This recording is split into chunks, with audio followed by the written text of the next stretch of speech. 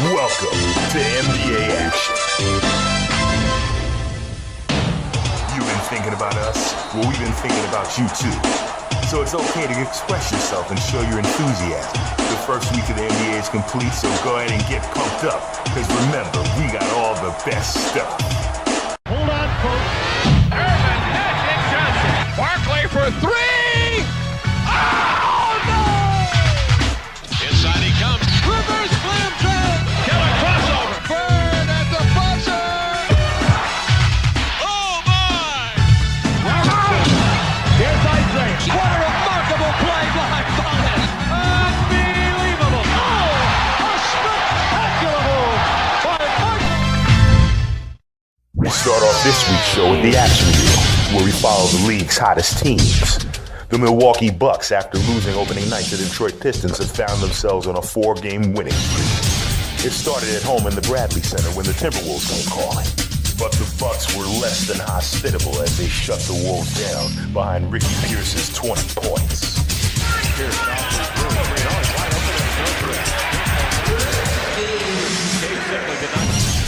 Then it was off to Miami, where Alvin Robertson would set fire to the Heat by scoring 34 points.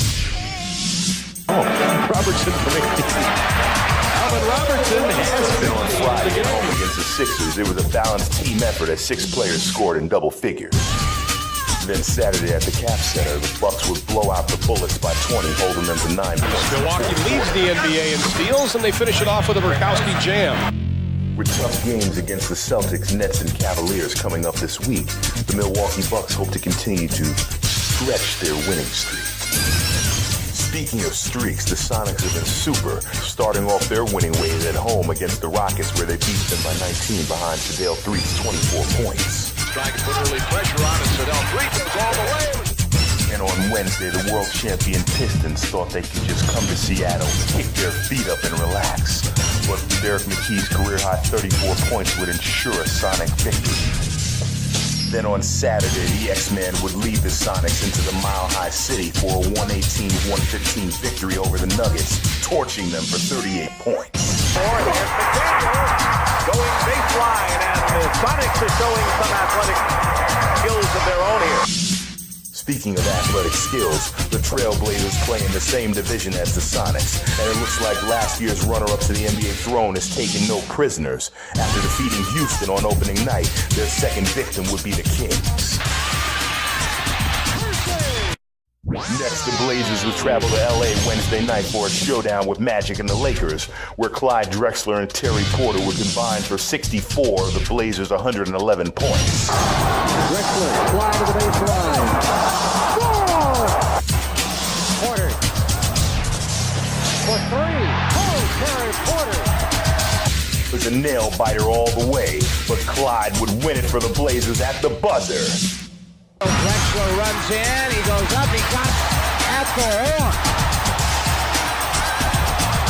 The Blazers would use the momentum gained from this win to transition right into Saturday night's titanic contest with the world champion Detroit Pistons, which is a rematch of the 1990 NBA Finals in this week's marquee matchup. And immediately upon entering Memorial Coliseum, the implications were that of a heavyweight title fight. As both sides were ready to go, it was gonna be a tug of war. Dumars in rhythm, hits there. Dumars scored 16 points. And once again, Curly now. Thomas. Passing him basket for basket, won't do it before. This game was a classic and had everything, from supreme defense and shot blocking, to magnificent post play, to supreme court vision that would make your head turn. Along with bruising big men whose presence was really felt in the middle, to rough shot rebounding. Both coaches were pleased with the efforts being exuded on both ends of the floor. You could tell that you couldn't ask for more out of your players. And by the end of the third quarter, both teams were only separated by a point, which means it would all come down to the fourth quarter. And that's where Isaiah shined, where it matters most. In the clutch, as Zeke had 13 of his 29 points. Thomas from the corner. Look out here. And it's now Isaiah picking up where he left off. But Clyde would have an answer for Zeke, where he would score 11 of his 33 points in the fourth quarter, including this showstopper, which would eventually lead to putting the Blazers up by 5 and taking the game. Here's Clyde, gliding all the way in. High score.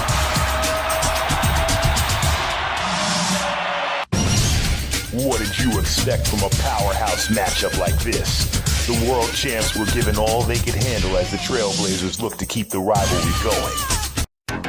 Speaking of the Trailblazers, in this week's news notes and quotes, forward Jerome Kersey grabbed his 3,000th career rebound in the win against the Pistons. Also reaching a milestone was Atlanta Hawks power forward Kevin Willis, who scored his 5,000th career point in a loss to the Warriors. Cleveland Cavalier All-Star center Brad Daugherty also reached a career milestone this week by scoring his 5,000th career point in a loss against the Pacers. And now we switch from milestones to injuries. Dallas Mavericks guard Lafayette Lever will be out for the next 3 to 6 weeks with a sore right knee, which he'll have to get surgery on. And Philadelphia 76ers point guard Johnny Dawkins has been lost for the season as he tore his Achilles against the Milwaukee Bucks. The human highlight film was one of many players on fire this week. He burnt the Kings for 42 points on 16 of 29 shooting. Dominique Wilkins with a three-pointer.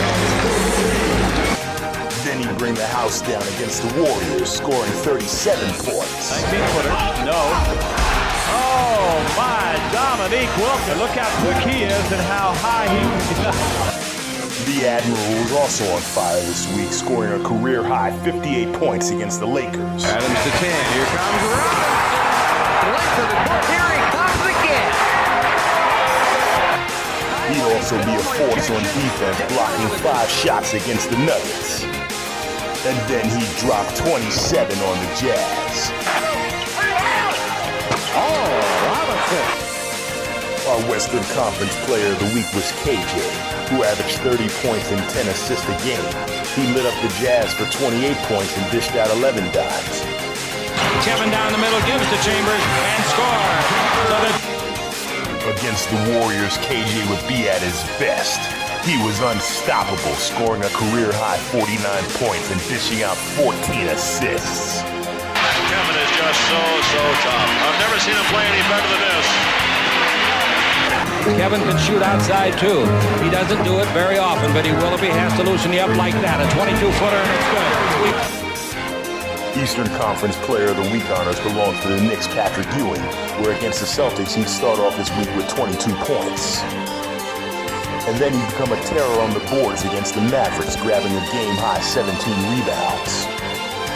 And then against the Bullets, he dropped 28 points and terrorized the Bullets in the paint, blocking a game-high 8 shots. Now, in our inside look, we pose the probing question. When it comes to bringing the fans to their feet, which NBA entertainer stands above the rest? Best showman of all time. Ooh. You decide. Oh, yes, here comes Mike.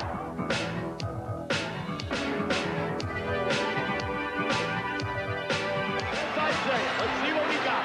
All the way up. Go! It's entertainment. We're all, in that sense, if we're honest with ourselves, I suppose we're all kind of show-offs in the sense that, we want to display our skills, we want to be successful, and we want the appreciation of the audience. One of the things I learned early in my career, even in college, was how to play to the crowd. And it was very important to me to have the crowd on my side because, it just made my juices flow. When Dr. J, Julius Erving, came on the scene, he literally elevated showmanship to new heights. I never went into a game saying, well, I'm going to do this tonight. When the openings came and then the daylight came, I just do it. I mean, it was not a risky shot for me to go in and dunk the ball backwards. To Julius for a slammer. Wow. In the 80s, Another captivating showstopper thrilled audiences. And his act was truly magical. Magic right side to Worthy. Slam dunk. To give them a show, if at all possible, while you're playing. But all present-day showmen pay homage to a most talented predecessor. Maravich was unbelievable. I think he was like sort of ahead of his time in the things that he did. Pistol Pete passed on the legacy to primetime players like the Detroit Pistons, Isaiah Thomas. But the fans always get you going. You know, because you're an entertainer in all senses of the word. It's like a performer, like Michael Jackson might perform differently for different audiences. And no one has electrified audiences more than Michael Jordan. It's a joy for me to step in front of that camera when you know millions of people are watching and show the skills and the creativity that you have as an athlete.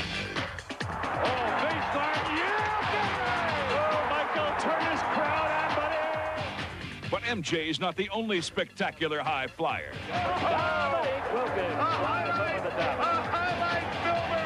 Perhaps these aerial improvisationalists are at their best when they take center stage together, as was the case in this edition of Classic Confrontations. Previous champions, the defending champion Michael Jordan with 145 points in the semifinal round, and Dominique Wilkins with 143 points in the semifinals. And this is what the crowd's been waiting for. With the eyes of the basketball world looking on, these modern-day aerial artists waged a fierce battle of epic proportions. Here is the defending champion, Michael Jordan. Call that special.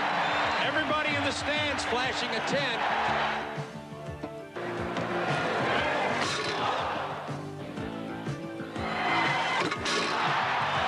A 47 was awarded on that dunk.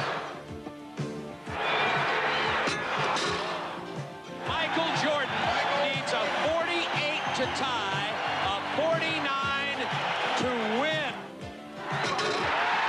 Well, the crowd lets you know what they think of it. Now we will wait for the judges.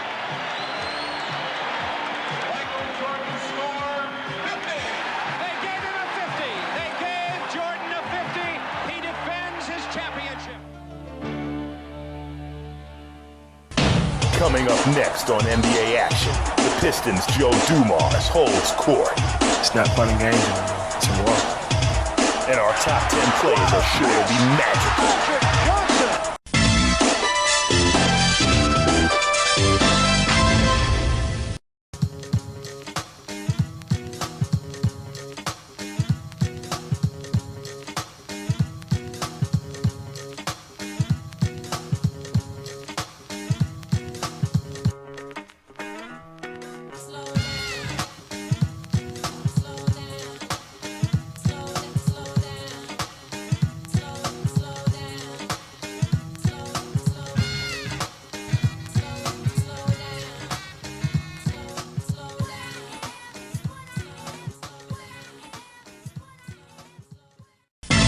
Now return to NBA Action.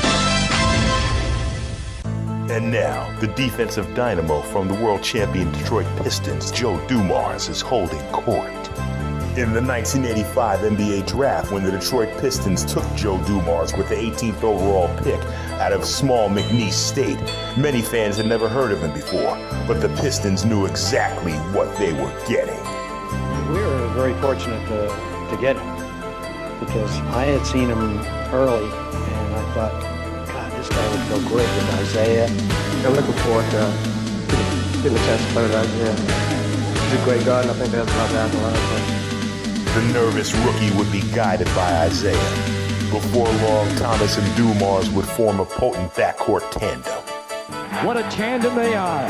When they etch the final chapter, this tandem will go down with some of the best. Being the youngest guy coming in, I had to kind of look and see what this team needed and try to fit in there. When he came in as a rookie, you definitely saw that he had the skills to play. But, you know, Joe worked his way into the lineup. He was smart enough to realize that the only way that he would get on the court at that time was to play defense. Swipe by Dumars. Trying to drive him. He does, and he hits it. Magic again, posting up. Great defensive play by Dumars. Jordan knocked away by Dumars. Great defense by Joe. Assigned to guard some of the league's top scorers, Joe's tenacious defense was becoming his trademark. Dumars, probably the best defensive player on this Detroit team. You can be loose and you can have fun while you're here. It's great being here. But when it's time to step on the floor, it's all business. And it's not fun and games anymore. It's a war.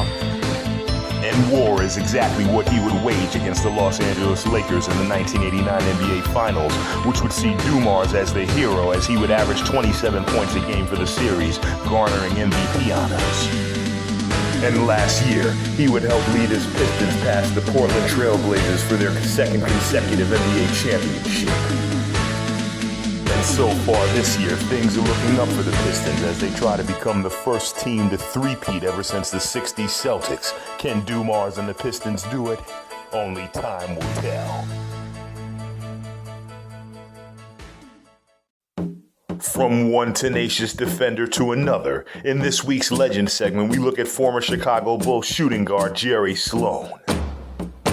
Current-day NBA fans recognize Jerry Sloan as the head man for the Utah Jazz, known for his no-nonsense coaching style and precise defensive schemes. But older NBA fans have been known that he has had a no-nonsense approach ever since his playing days with the Chicago Bulls back in the mid-60s and 70s. Taken by the Chicago Bulls in the 1966 expansion draft, he would be known as the original Bull, but he'd quickly also develop a reputation around the league for his fiery competitiveness, his non-stop hustle, and his tenacious attacking defense. Sloan was a six-time member of the NBA's all-defensive team and a two-time All-Star. And along with his backcourt counterpart Norm Van Leer, they form one of the most feared tandems in the league. And although he wouldn't be able to bring a title to the Windy City, he was respected by the fans and known as putting the go in Chicago's defense. Jerry Sloan, truly one of the NBA's legends.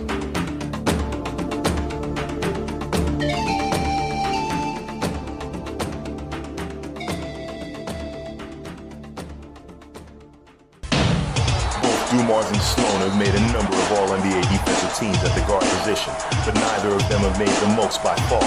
Can you name the ball-hawking defender who's made the most All-NBA defensive teams at the guard position? The answer when we return. We now return to NBA action. And now, the answer to our trivia question is Dennis Johnson. DJ made the All-NBA defensive team at the guard position a record 9 times. 2 times as a member of the Seattle Supersonics, 3 times as a member of the Phoenix Suns, and 4 times as a member of the Boston Celtics. Now it's time to go above the rim as Schick presents In Your Face.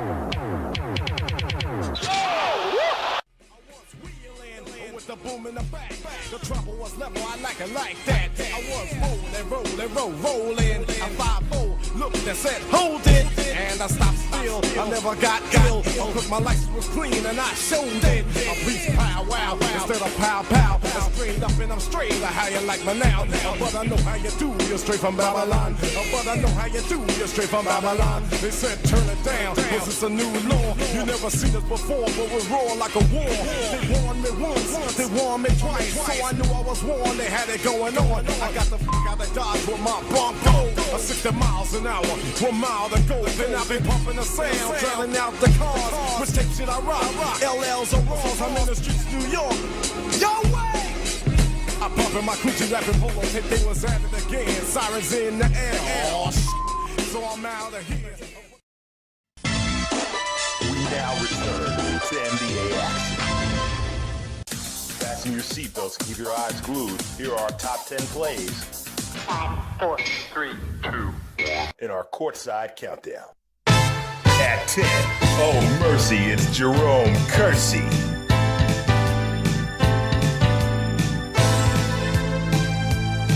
At 9, it's Mark Price with a little shake and bake.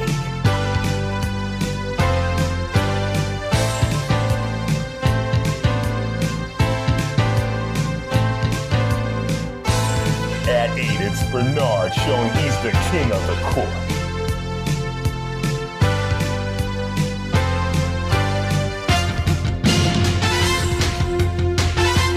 At 7, maybe Zeke and the Worm should take this show on the road.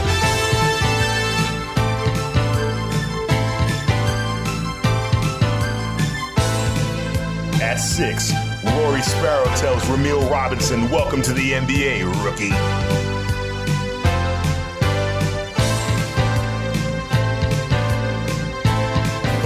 Scottie Pippen shows the Boston Celtics that Michael Jordan's not the only Chicago Bull who can fly.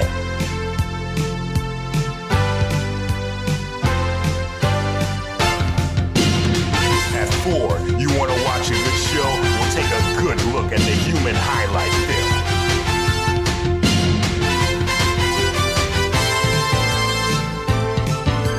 At 3, Cleveland Cavalier forward Larry Nance shows the Magic he was in no mood for their tricks.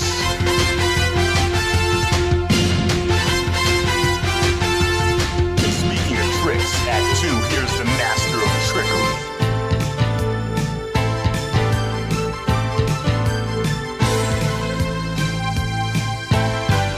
And at number 1, no countdown will be complete without MJ. Speaking of trickery, how does he